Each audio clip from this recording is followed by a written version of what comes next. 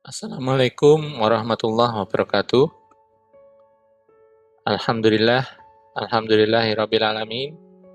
Wassalatu wassalamu ala asyrafil anbiya'i wal mursalin, sayyidina wa maulana Muhammadin wa ala alihi wa sahbihi wa salam tasliman katsira.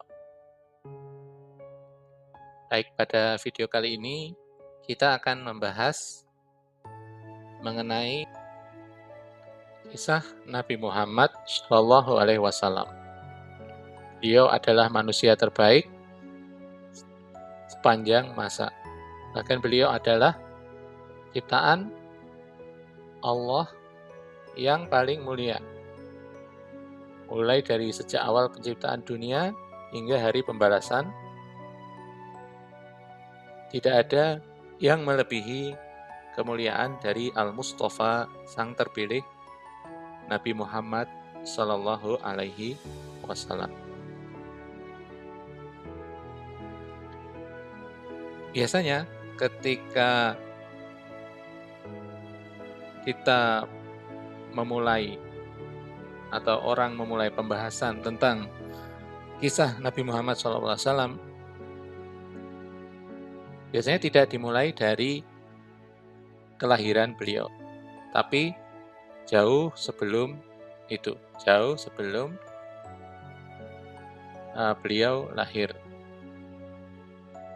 Mana biasanya dimulai dari asal-usul kota Makkah dan bagaimana dari kaum Quraisy di Arab. Kemudian bagaimana sejarah munculnya agama di Jazirah Arab, yaitu 3 agama yang dominan di saat itu adalah agama penyembahan berhala, agama Yahudi, dan agama Nasrani. Kemudian biasanya kita akan bercerita sebelum masa-masa sebelum beliau diangkat sebagai nabi. Mulai dari keturunan beliau, kakek moyang beliau yaitu Hashim, kemudian kakek beliau Abdul Muthalib, hingga ayah beliau Abdullah. Lalu kelahiran beliau, masa kecil beliau Sallallahu Alaihi Wasallam, masa muda beliau, pernikahan beliau, kemudian peristiwa yang terkenal yakni pembongkaran Ka'bah atau renovasi ulang Ka'bah, kemudian masa-masa di mana beliau sering bermimpi, mimpi yang menjadi kenyataan, dan beliau memiliki keinginan ingin menyendiri, menyepi dari masyarakat umum. Kemudian setelah itu, setelah beliau menyendiri, kemudian pembahasan adalah masuk ke fase Makkah, yakni turunnya wahyu pertama, Iqra. Kemudian tahapan dakwah sembunyi-sembunyi di tahun pertama hingga tahun ketiga kenabian. Kemudian tahapan dakwah terang-terangan mulai tahun keempat kenabian, hijrah ke Abisinia atau Habasyah. Kemudian masuk Islamnya Hamzah, paman beliau yang tersayang, yakni Hamzah bin Abdul Muthalib. Kemudian masuk Islamnya Umar bin Khattab radhiyallahu an di tahun ke-6.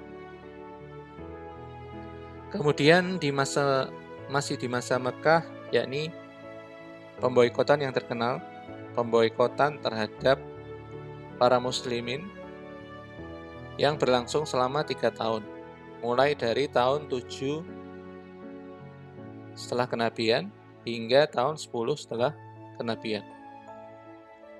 Lalu di tahun ke-10 fokus pembahasan adalah menceritakan tentang tahun kesedihan atau Amul Huzn.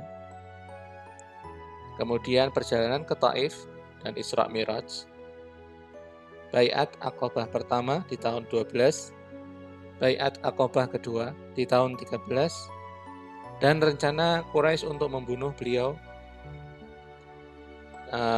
melalui kesepakatan di Darun Nadwah Quraisy, dan akhirnya beliau berhijrah ke Madinah di tahun 14 kenabian.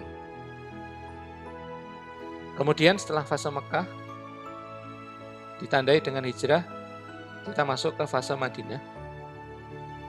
Di mana di fase Madinah ini ada 3 fase. Yang pertama adalah fase mempertahankan diri, ujian, konflik, dan peperangan defensif atau peperangan yang mempertahankan diri di tahun 1 sampai 6 Hijriah. Setelah beliau hijrah, kemudian membangun fondasi masyarakat Islam, lalu kita akan menceritakan tentang turunnya syariat-syariat penting, kemudian terjadinya perang Badar di tahun 2 Hijriah, terjadinya perang Uhud di tahun 3 Hijriah, lalu terjadinya perang Bani Mustalik, perang Khandaq, dan pengkhianatan Bani Quraidah di tahun ke-5 Hijriah. Kemudian masuk ke fase kedua di Madinah, yakni fase gencatan senjata dan perluasan dakwah, yakni sekitar tahun 6 hingga tahun 8 Hijriah. Kita akan menceritakan tentang perjanjian Hudaibiyah. Kemudian Rasulullah SAW mengirimkan utusan yang membawa surat kepada para raja-raja di sekitar Arab. Kemudian pada tahun 7 Hijriah, kita akan membahas peristiwa Perang Khaybar. Di tahun 8 Hijriah, Perang Mu'tah. Kemudian setelah Perang Mu'tah ini ditandai dengan Fathu Makkah atau terbukanya Makkah, masuk ke fase ketiga periode Madinah, yakni fase di mana orang-orang masuk Islam secara berbondong-bondong. Dimulai dari peristiwa Fathu Makkah atau pembebasan kota Makkah tanpa pertumpahan darah. Kemudian fase Perang Tabuk di tahun 9 Hijriah. Kemudian di tahun 10 Hijriah terjadinya Haji Wada, haji terakhir Nabi Muhammad SAW, hingga akhirnya pada tahun 11 Hijriah beliau SAW dipanggil oleh Allah Subhanahu wa taala untuk kembali menghadap kehadiratnya. Baik, jadi itu adalah sekilas mengenai pokok-pokok bahasan dari apa yang akan kita bahas di video-video berikutnya. Terima kasih.